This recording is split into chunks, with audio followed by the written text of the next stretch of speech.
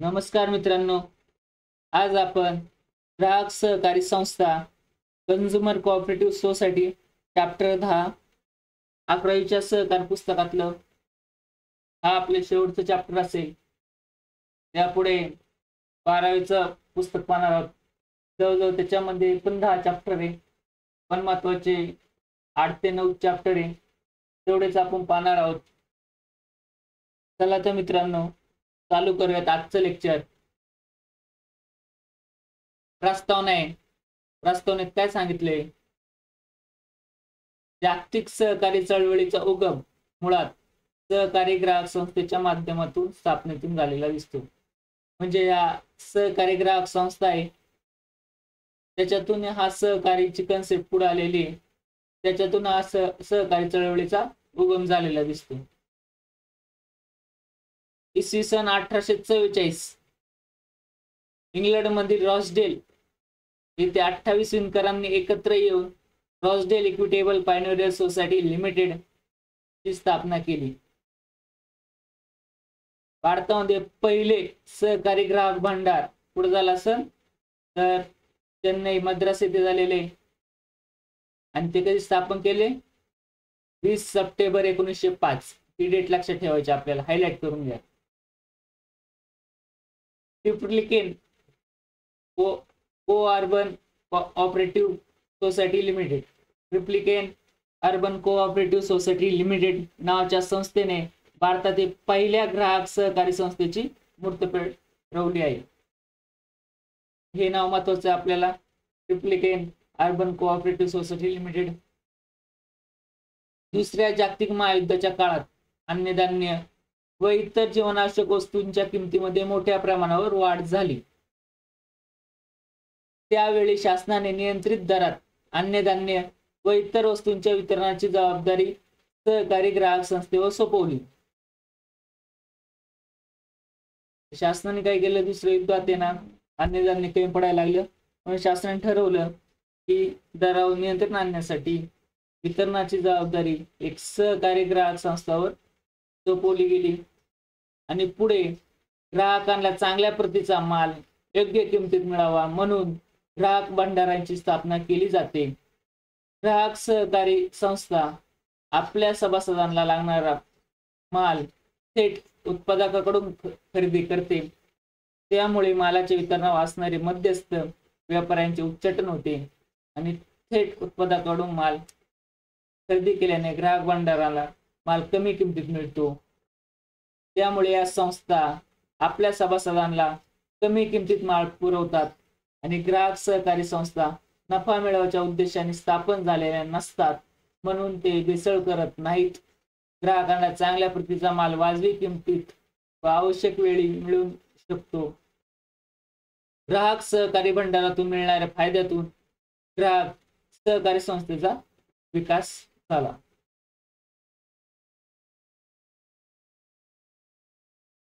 जर आपण पाहिलं, समजा आपण कांदा उत्पादक आहे, तो शेतकरी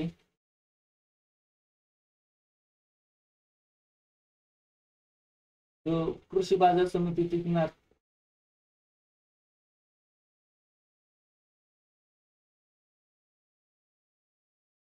त्यानंतर कृषी बाजार समितीत विकल्यावर ज्यांनी तो विकत घेतलाय तो काय करणार? आपला जो माल आहे तो होलसेल मध्ये दुकानदारांना विकणार, आणि दुकानदार जो असतो तो ग्राहकांना विकणार, कस्टमर. मग हे जर साखळी तोडायची असेल, मला कसं इथून जसं कांदा पुढे पुढे जाणार तशा त्या कांद्याच्या किमती वाढत जाणार आहे, इन्क्रीज होत जाणार, प्लस प्लस होत जाणार आहे. त्यामुळे ग्राहकांना हे कांदा महागात भेटणार. म्हणून काय झालं, त्याच्यामुळे काय होतं, रेट वाढले जातात. कधी कधी जे दुकानदार असतात किंवा मिडलमॅन असतात, मध्यस्थ असतात, तो कांदा स्टोअर करून ठेवतात, जेणेकरून मार्केटमध्ये कांद्याचा सप्लाय कमी होऊन कांद्याच्या किमती वाढतात. यासाठी काय केलं जातं की असे ग्राहक भंडार मंडळे असतात की जिथे सगळ्या वस्तूंची विक्री होते. ते काय करतात, डायरेक्ट शेतकऱ्याकडून किंवा कृषी बाजार समितीतून कांदा सप्लाय करतात आणि जो मधला मिडलमॅन असतो, मध्यस्थ असतो, त्याला गाळलं जातं जेणेकरून कस्टमरला कमी किमतीत कांदा उपलब्ध होऊ शकतो. अशा प्रकारे या ग्राहक सहकारी मंडळ आहे, सहकारी संस्था आहेत, या कस्टमरसाठी काम करत असतात. त्यांना नफा मिळवणे हा दुय्यम उद्देश असतो, पण या कस्टमरला चांगल्या प्रतीचा माल कमी किमतीत आणि हवा त्यावेळी उपलब्ध करून देण्याचं काम या ग्राहक सहकारी मंडळ करत असतं.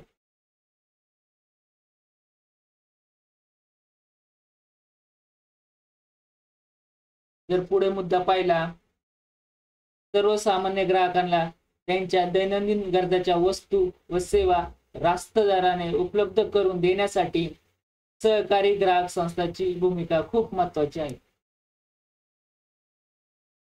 त्या दृष्टीने ग्राहकांच्या संरक्षणासाठी हितासाठी भारत सरकारने इसवी सन 1986 मध्ये इसवी सन 1986 मध्ये ग्राहक संरक्षण कायदा लागू केलेला आहे आणि 24 डिसेंबर हा दिवस राष्ट्रीय ग्राहक दिन म्हणून साजरा करण्यात येतो. तसेच 15 मार्च हा जागतिक ग्राहक दिन म्हणून पाळला जातो. महाराष्ट्रात मार्च 2018 अखेर ग्राहक सहकारी संस्थांची संख्या 2125 इतकी होती. ग्राहक हा अर्थव्यवस्थेचा केंद्रबिंदू असतो. ग्राहक हा बाजारपेठेचा राजा असतो. तरी पण त्याचे शोषण ही नित्याची बाब आहे. म्हणून या प्रकरणात आपण या ग्राहक सहकारी संस्थेचा विस्तार पाहणार आहोत.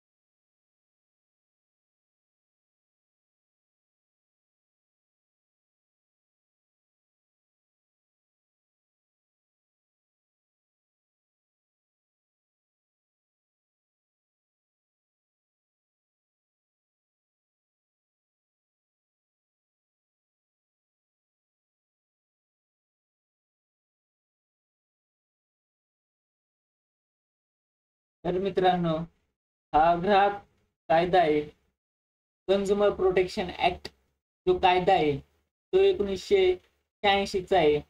पण त्यानंतर 2019 मध्ये हा जो कन्झ्युमर प्रोटेक्शन ऍक्ट आहे तो अपडेट झालेला आहे, अद्ययावत झालेला आहे. याच्यामध्ये आता ऑनलाईन खरेदी विक्री हा पण सब्जेक्ट इन्क्लूड केलेला आहे.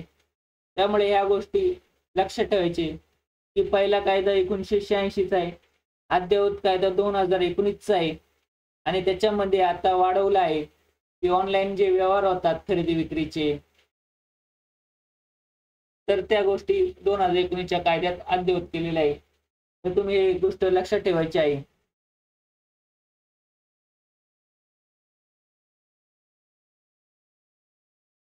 तर पुढे हा अर्थ तुम्हाला माहिती आहे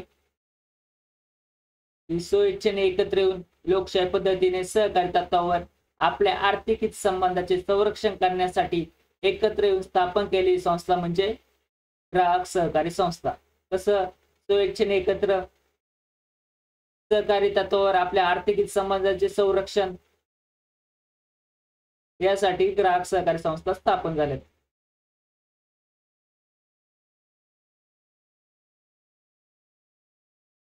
ग्राहक सहकारी संस्थेचा मुख्य हेतू उत्पादकापासून अंतिम उपभोक्त्यापर्यंत असलेले वितरण साखळीचे घाऊक व्यापारी, किरकोळ व्यापारी, मध्यस्थ, दलाल याचे उच्चाटन करणे आणि ग्राहकांच्या हिताचे रक्षण करणे हा असतो. ग्राहकांना आपल्या गरजेनुसार निर्बळ व दर्जेदार वस्तू रास्त किमतीत उपलब्ध करून दिल्या जातात. तुम्हाला माहिती आहे, नंतर याच्यामुळे काय होतं, बहुतेक सहकारी संस्था या रॉस्टेल प्रणीत सहकारी तत्वानुसार कार्य करतात. खाजगी व्यापाऱ्यांच्या मक्तेदारी, साठेबाजी, भेसळ यांसारख्या ज्या प्रवृत्ती असतात त्यांना आळा घालून ग्राहकांची होणारी फसवणूक थांबवून ग्राहकांच्या राहणीमानाचा दर्जा थांबवण्यासाठी ते सतत प्रयत्नशील असतात. भांडवलशाही अर्थव्यवस्थेतील मालाच्या वितरणावर असणारे दोष दूर करण्याकरता ग्राहकांना संघटितपणे प्रयत्न करावे लागतात. ग्राहकांना चांगल्या मालाला योग्य किमतीचा पुरवठा व्हावा म्हणून ग्राहक सहकारी संस्था स्थापन केलेल्या आहेत. या काही व्याख्या दिलेल्या आहे. या व्याख्या कुणी म्हटले ते काही दिलेल्या नाहीये. फक्त आपल्याला ग्राहक सहकारी संस्था म्हणजे काय ते पुढं जसं आपण वर एक्सप्लेन केले तसंच ती गोष्ट खाली एक्सप्लेन केलेली. चला तर मित्रांनो पुढे पाहूयात याची वैशिष्ट्य काय आहे. स्थापना. ग्राहक सहकारी संस्था आपल्या ग्राहकांच्या जीवनावश्यक व उपभोग्य वस्तू पुरवठा करण्यासाठी स्थापन केलेल्या असतात.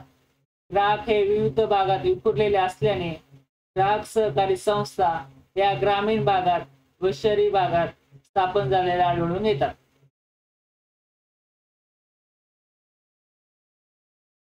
स्वेच्छेचे संघटन असते. प्रत्येक याच्यामध्ये पाहिले जेवढ्या सहकारी संस्था होत्या सर्वांमध्ये हेच मुद्दा होता. रोखीने व्यवहार होतात.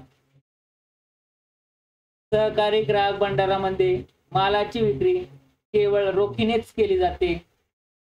ग्राहकांना आकर्षित करण्यासाठी उधारी व माल विकण्याची किंवा अधिक नफा मिळवण्याच्या कार्यपद्धती या संस्थेमार्फत स्वीकारली जात नाही. रोखीने व्यवहार केल्यास संस्थेची आर्थिक स्थिती चांगली होणार आहे.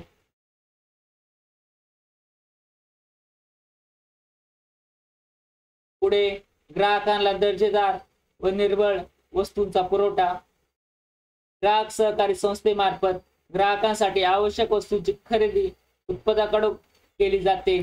त्यामुळे मध्यस्थाचे उच्चाटन झाल्याने मालाचा थेट पुरवठा उपभोक्त्याला होतो. बऱ्याचदा व्यापारी वर्गाकडून मालात भेसळ केली जाते. ग्राहकांना होणारी फसवणूक टाळली जाते. उत्तम दर्जाच्या निर्भळ आणि दर्जेदार वस्तू वाजवी किमतीत पुरवल्या जातात. लोकशाही पद्धतीचा कारभार असतो. प्रत्येक चॅप्टर मध्ये पाहिले आपण की दैनंदिन कारभार कसा चालतो. सभासद असतात. सभासद बोर्ड ऑफ डायरेक्टर निवडतात आणि तेच बोर्ड ऑफ डायरेक्टर हे दैनंदिन कारभार पाहत असतात. यांच्यामुळे काय होतं नफेखोरीला आळा बसतो. कारण की यांचा खरा उद्देश काय असतो कस्टमरला कमी किमतीत परवडण्यायोग्य भेसळमुक्त असा माल द्यायचा. त्याचबरोबर जेवढा पण फायदा भेटेल त्याच्यातला काही फायदा खर्च आणि व्यवस्थापन खर्च म्हणून खर्च करून टाकायचा. अशा प्रकारे हा मुद्दा नफेखोरीला आळा हे पुढे जे दिलेले आहे त्याच्यामध्ये एक्सप्लेन केलेले आहे.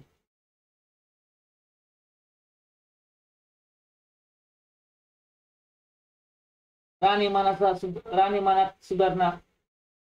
ग्राहक सहकारी संस्था सभासदांना उच्च प्रतीच्या निर्भळ आणि दर्जा मालाचा पुरवठा करीत असल्याने ग्राहकांच्या आरोग्य आणि राहणीमानात सुधारणा होते.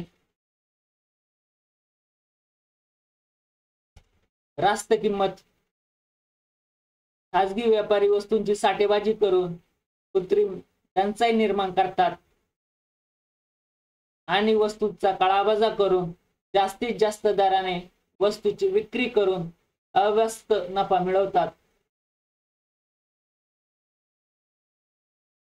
हे थांबवण्यासाठी ग्राहक सहकारी संस्थेची स्थापना केली जाते आणि दैनंदिन गरजेच्या वस्तू वाजवी किमतीला पुरवण्याचे काम या संस्था करत असतात. यांची रचना कशी असते संघटनात्मक रचना असते. हे लक्षात ठेवा संघटनात्मक. भारतीय ग्राहक सहकारी संस्थांची संघीय रचना ही 4 स्तरीय असते. राष्ट्रीय स्तरावर राष्ट्रीय ग्राहक सहकारी संघ जे आपण मागाशी पाहिले मागच्या चॅप्टर मध्ये पण हे डिस्कस केलेले अशाच प्रकारची एक रचना. म्हणजे राष्ट्रीय स्तरावर राष्ट्रीय सहकारी ग्राहक संघ, राज्य स्तरावर राज्य सहकारी ग्राहक संघ, जिल्हा स्तरावर किंवा केंद्रीय जिल्हा स्तर असतो त्याच्यामध्ये केंद्रीय सहकारी ग्राहक भांडारे आणि प्राथमिक स्तरावर प्राथमिक सहकारी ग्राहक भांडारे हे प्रकारे कार्य करत राहतात. उत्पादकाकडून माल खरेदी करतात. समाजाला अथवा सभासदांना जीवनावश्यक उपभोग्य वस्तूंचा पुरवठा करण्याची मालाची थेट उत्पादक किंवा कारखानदार जे असतात त्यांच्याकडून खरेदी करतात. काही वस्तूचे उत्पादन त्या संस्था स्वतः करतात. त्यामुळे मालाच्या खरेदी किमतीत बचत होऊन वाजवी किमतीमध्ये ग्राहकांना मालाचा पुरवठा केला जातो. अशा प्रकारे आपण जे ग्राहक सहकारी संस्था असतात त्यांची वैशिष्ट्य डिस्कस केलेली आहे. पहिली स्थापना डिस्कस केलेली आहे आपण. पुढे ग्राहकाचे स्वेच्छ संघटन, रोखीने व्यवहार होतात. दर्जेदार निर्बळ वस्तूंचा पुरवठा ग्राहकांना करणं होतं. लोकशाही पद्धतीचा कारभार असतो. नफेखोरीला आळा असतो. राहणीमानात सुधारणा, रास्त किंमत, संघटनात्मक रचना असते आणि उत्पादकाकडून मालाची खरेदी असते, ज्यामुळे किमती कमी होतात आणि ग्राहकांना योग्य दर कमी किमतीत पोहोचवले जातात. पुढे आपण काय पाहणार आहे, ग्राहक संस्थांची कार्य पाहणार आहे. ग्राहक सहकारी संस्था आहे याची कार्य कोणकोणती आहे?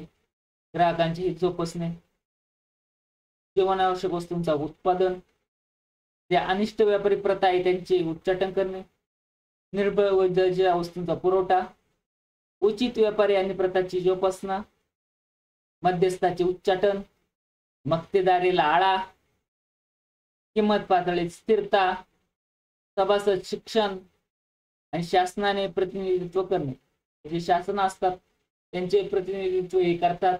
अशा प्रकारे अन्नधान्याच्या किमती जेव्हा वाढतात, युद्ध, महायुद्ध किंवा आपल्या नॉर्मल परिस्थितीत पण, तर त्यांच्या किमती करण्यासाठी सरकारच्या मदतीने बऱ्याचशा गोष्टींची विक्री या ग्राहक भांडारातून होत असते.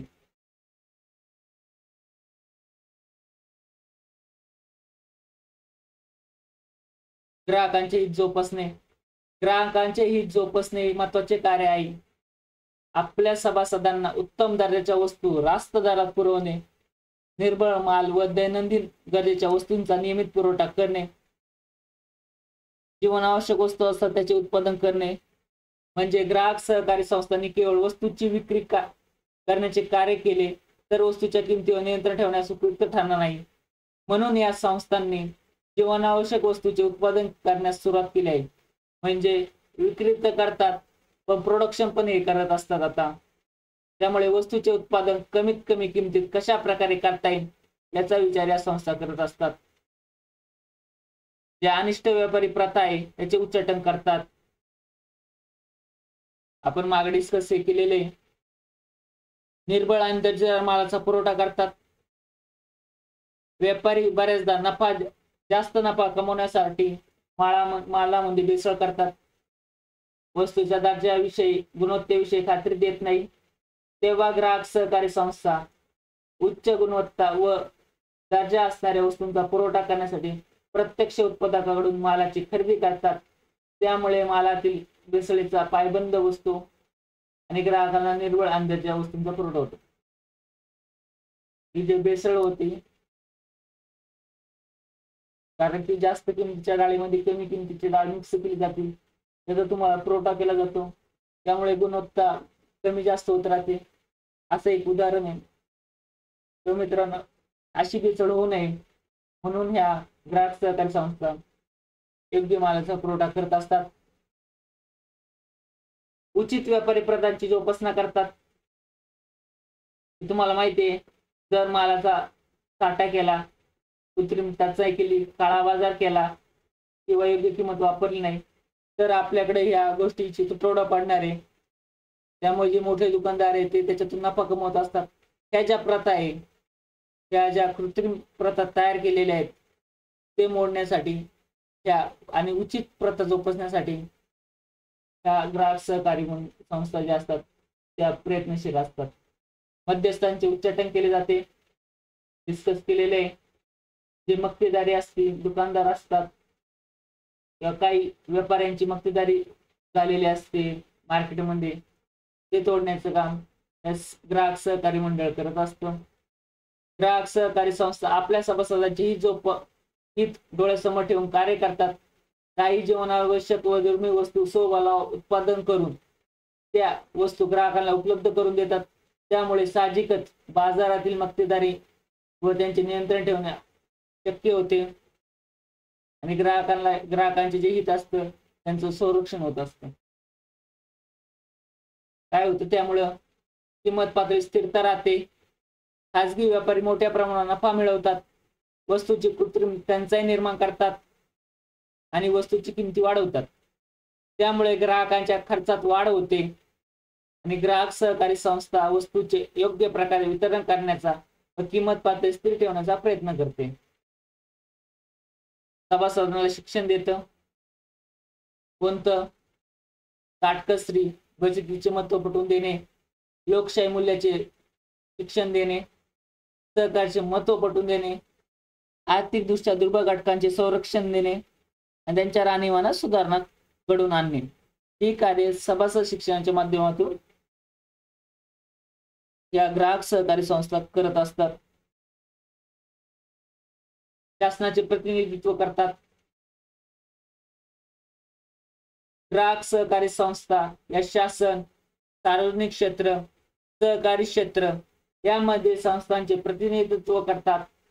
त्यासाठी प्राथमिक ग्राहक सहकारी संस्था नियंत्रित व जीवनावश्यक वस्तूंचे वितरण करणे, संलग्न संस्थांच्या वतीने ग्राहकांच्या गरजेनुसार मालाची आयात करणे इत्यादी कार्य करतात. तेव्हा सामान्य व्यक्तीला नियंत्रित दराने वस्तू देऊन सामाजिक न्यायाचे कार्य करतात.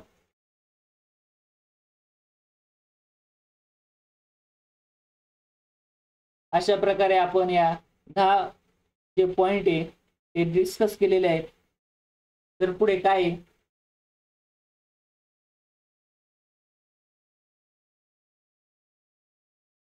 प्राथमिक सहकारी ग्राहक संस्था पुढे असणारे ग्रामीण पातळीवर काम करणारे किंवा शहरी पातळीवर पण असतात. वास्तविक ग्राहक संस्था या अर्थ प्राथमिक ग्राहक संस्था असाच आहे. ज्या संस्था ग्राहकांना वस्तू विकण्याचे कार्य करतात त्या संस्थांना प्राथमिक ग्राहक सहकारी संस्था म्हणतात. ग्राहकांना एकत्र येऊन या संस्था स्थापन केल्या असतात. या संस्था वस्तूंचा पुरवठा मुख्यतः घाऊक सहकारी भंडारातून केला जातो. किरकोळ विक्री या संस्थेचे महत्त्वाचे कार्य आहे. होलसेल व्यापारी किरकोळ व्यापारी करतात. या संस्था आपल्या सभासदांना पूरक सेवा पुरवतात. या संस्थांची स्थापना ग्रामीण आणि शहरी भागात झालेली असते आणि ग्राहकांना दैनंदिन गरजेच्या निर्भर वस्तू वाजवी किमतीत व वेळेवर पुरवणे हे प्राथमिक ग्राहक संस्थेचे भंडाराचे महत्त्वाचे उद्दिष्ट असते. मध्यवर्ती ग्राहक भंडारे, सुपर बाजार, जनता बाजार आणि विभागीय भंडारे जी मोठमोठी शहरे असतात त्यांच्यामध्ये अशा प्रकारचं एकाच छताखाली असणारे मॉल टाईपचा हा विभाग असतो आणि त्यांनाच आपण मध्यवर्ती ग्राहक भंडारे, सुपर बाजार, जनता बाजार, विभागीय भंडार असे म्हणतो. सहकारी ग्राहक संस्था म्हणून भंडाराची नोंद झालेली असते, मध्यवर्तीची नोंद झालेली असते. त्याच्या मध्यवर्ती ग्राहक भंडारे असतात त्यांची सहकारी ग्राहक संस्था म्हणून नोंद केलेली असते. हे एक ग्राहक भंडार आहे. भारतात पहिला सुपर बाजार पुढे दिल्लीत झालता 15 जुलै 1966 मध्ये. कधी? 15 जुलै 1966 मध्ये. आणि अशी बरीच जी भंडारे आहेत आपल्याला मुंबईमध्ये दिसतात. कोलकाता, हैदराबाद, चेन्नई, बेंगलोर, पुणे, नागपूर जे मेट्रो सिटी आहेत त्यांच्यामध्ये हे दिसत असतात. दिल्लीतील ते सुपर बाजार आहे हा भारतातील सर्वात मोठा सुपर बाजार आहे. या भंडारातून एकाच छताखाली कापड, औषधे, स्वयंचलित यंत्राचे सुट्टे भाग, सौंदर्य प्रसाधने, दूरचित्रवाणी, इलेक्ट्रॉनिक्स उपकरणे, टायर, कपडे आणि किराणा माल या वस्तूंचा पुरवठा केला जातो. एक नवीन विद्यार्थी ग्राहक सहकारी भंडारे हे शाळा असतील, महाविद्यालय असतील अथवा विद्यापीठ पातळीवर विद्यार्थ्यांनी एकत्र येऊन सहकारी तत्त्वावर स्थापन केलेली जी संस्था असते त्यास विद्यार्थी ग्राहक सहकारी भंडार असे म्हणतात. कधी झाला? 1967 पासून या भंडाराच्या स्थापनेचा कार्यक्रम सुरू झालेला आहे. याच्यामध्ये काय असतं तर आपले वह्या, पेन, पुस्तके, संदर्भ पुस्तके, शास्त्रीय उपकरणे, पुस्तक पेढी योजना, शैक्षणिक साहित्य इत्यादी सवलतीच्या दरात दिले जातात. आणि त्यासाठी जे कर्ज असतं, अनुदान असतं ते कोण देतं? राष्ट्रीय सहकारी विकास महामंडळ देतं. कोण देतं? राष्ट्रीय सहकारी विकास महामंडळ. पुढे काय? विद्यापीठातून आणि महाविद्यालयातून सहकारी तत्त्वावर ग्राहक भंडार स्थापन करण्यास सरकारने उत्तेजन देण्याचे धोरण सरकारने स्वीकारलेलं आहे. पुढे काय? या विद्यार्थी ग्राहक सहकारी भंडाराला वयाची म्हणजे विद्यार्थ्यांचं वय किती असतं याशी कोणतीही अट नसते. तर अशा प्रकारे आपण हे सर्व ग्राहक भंडारे डिस्कस केलेली आहेत. तसेच औद्योगिक कामगारांच्या सहकारी संस्था आणि ग्रामीण जनतेसाठी ग्राहक भंडारे इत्यादी ग्राहक संघटना दिसून येतात. म्हणजे औद्योगिक कामगारांच्या पण आपल्या सहकारी संस्था आणि ग्रामीण जनतेसाठी ग्राहक भंडारे हे आपल्या संघटना दिसून येत असतात. ग्राहक आणि उत्पादक यांचा थेट संबंध आल्याशिवाय व त्याच्यातील व्यावसायिक अंतर कमी झाल्याशिवाय ग्राहक सहकारी संस्था अपेक्षित विकास होऊ शकत नाही. कधी होणार नाही? जोपर्यंत ग्राहक आणि उत्पादक एकत्र येत नाही, जवळ येत नाही, तोपर्यंत या ग्राहक सहकारी संस्था असतात त्यांचा अपेक्षित विकास होईल अशी शक्यता दुसरं दिसते. एकत्र आले पाहिजे हे दोन्ही कंझ्युमर आणि प्रोडक्शन जे करतात मालांचे त्यांच्यातील अंतर कमी झालं पाहिजे तर किमती कमी होऊ शकतात. तुम्हाला माहिती आहे आपण प्रत्येक चॅप्टरच्या खाली हा डिफरन्स डिस्कस करत असतो की पतपुरवठा आणि ग्राहक सहकारी संस्था. पतपुरवठा माहिती आहे आपल्याला की शेतीसाठी कर्ज पुरवठा करतात आणि ग्राहक सहकारी संस्था काय करतात ते दैनंदिन जे जीवनावश्यक वस्तू आहे, सेवा आहे ते रास्तदाराने उपलब्ध करून देतात. सहकारी पतपुरवठा संस्था ग्रामीण सभासद असतात शेतकरी याच्यामध्ये आणि याच्यामध्ये ग्राहक सहकारी संस्थेमध्ये खाजगी व्यापाऱ्याकडून अनिष्ट मार्गाने होणारे ग्राहकांचे शोषण थांबवणे हे ग्राहक सहकारी संस्थेचे कार्य असते. सहकारी पतपुरवठा संस्था ग्रामीण भागात असतात आणि ग्राहक सहकारी संस्था प्रामुख्याने शहरी भागात आहे. काही थोड्याफार ग्रामीण भागात पण असतात पण प्रामुख्याने शहरी भागात. सहकारी पतपुरवठा संस्था अंतर 4 ते 5 किमी कार्यक्षेत्र.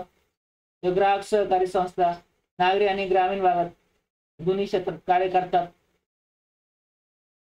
तुम्हाला माहिती असेल पतपुरवठ्याचे सीमांत अल्पभूधारक शेतकरी, शेतमजूर आणि समाजातील दुर्बल घटक यांना सभासदत्व दिले जाते. तर ग्राहक भंडारामध्ये ग्राहक स्वइच्छेने एकत्र येऊन अशा संस्थांचे सभासद होतात.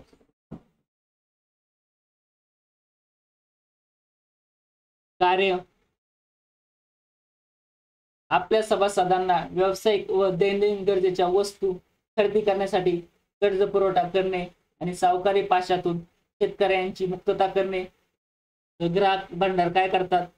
किमती स्थिरता आणणे, मक्तेदारी शाळा, अनिष्ट प्रथाचे उच्चाटन, ग्राहकांच्या हिताचे संरक्षण इत्यादी जीवनावश्यक वस्तूंचा पुरवठा करतात.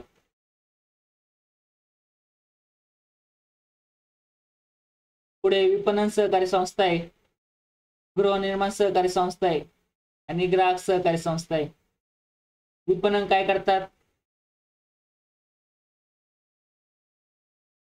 शेतीमालास योग्य भाव मिळावा व शेतकऱ्यांच्या आर्थिक हिताचे रक्षण व्हावे या हेतूने शेतमालाची खरेदी विक्री संबंधित आवश्यक कार्य सहकारी तत्वावर पार पाडण्याच्या हेतूने शेतकऱ्यांनी एकत्र येऊन स्थापन केलेली संस्था म्हणजे विपणन संस्था.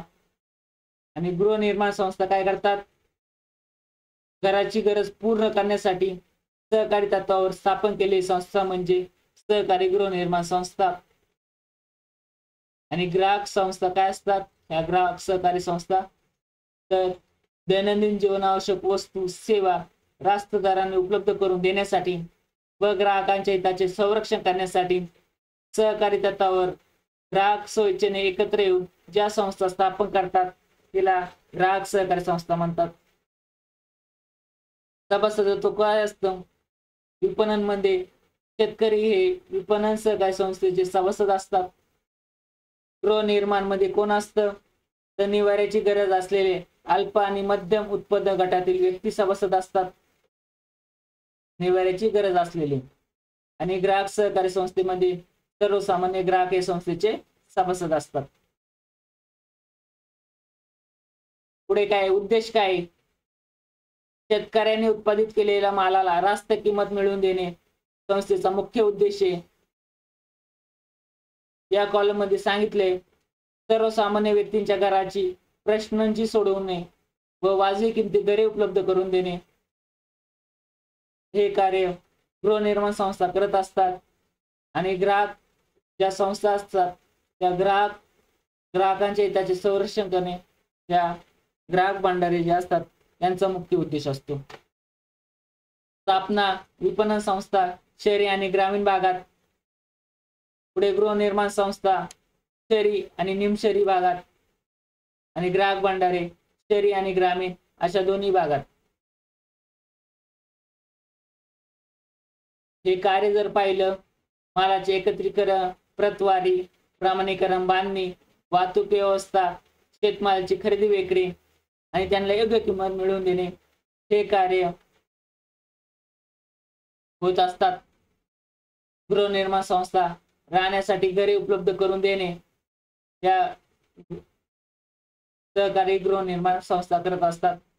आणि ग्राहक संस्था ज्या असतात किमतीला स्थिरता मक्तेदारीला आळा अनिष्ट प्रथाचे उच्चाटन ग्राहकांच्या हिताचे संरक्षण इत्यादी दैनंदिन जीवनावश्यक वस्तूंचा पुरवठा करणे इत्यादी कार्य ते करत असतात.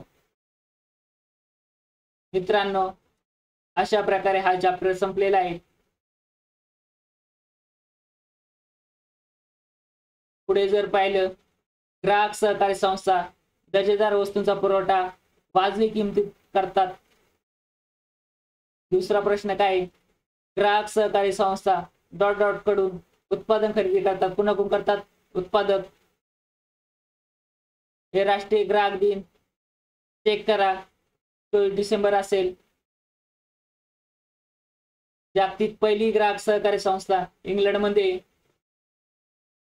काही जागतिक पहिली ग्राहक सहकारी संस्था 1844 मध्ये स्थापन झालेली आहे. ग्राहक सहकारी संस्था ग्राहकांच्या कोणत्या वस्तूचा पुरवठा करतात? तर जीवन आवश्यक. ग्राहक सहकारी संस्थेमुळे वस्तू वितरणाच्या साखळीत काय झालेले जे मध्यस्थ असतात दलाल असतात यांचे उच्चाटन झालेले. जागतिक पहिले ग्राहक भांडार पुढे रॉसडेल पायनियर सोसायटीची स्थापन केली होती रॉसडेल यांनी, तर ती आहे. तर मित्रांनो अशा प्रकारे आपण 11वीचं सहकारचं बुक संपूर्ण संपवलेलं आहे.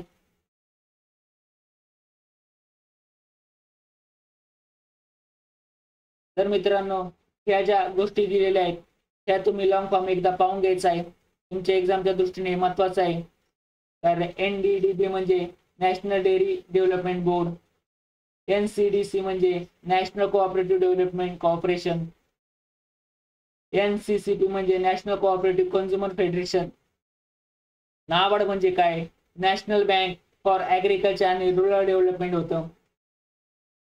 त्या ज्या गोष्टी आहेत त्या सर्व गोष्टी तुम्ही एकदा वाचून घ्यायचे. कारण की तुम्ही स्वतः केल्याशिवाय हे तुमच्या लक्षात राहणार नाहीये. मी जरी डिस्कस केलं तरी तुम्हाला त्या गोष्टी थोड्या लक्षात राहणार नाही. त्यामुळे तुम्ही स्वतः एकदा वाचून घ्या.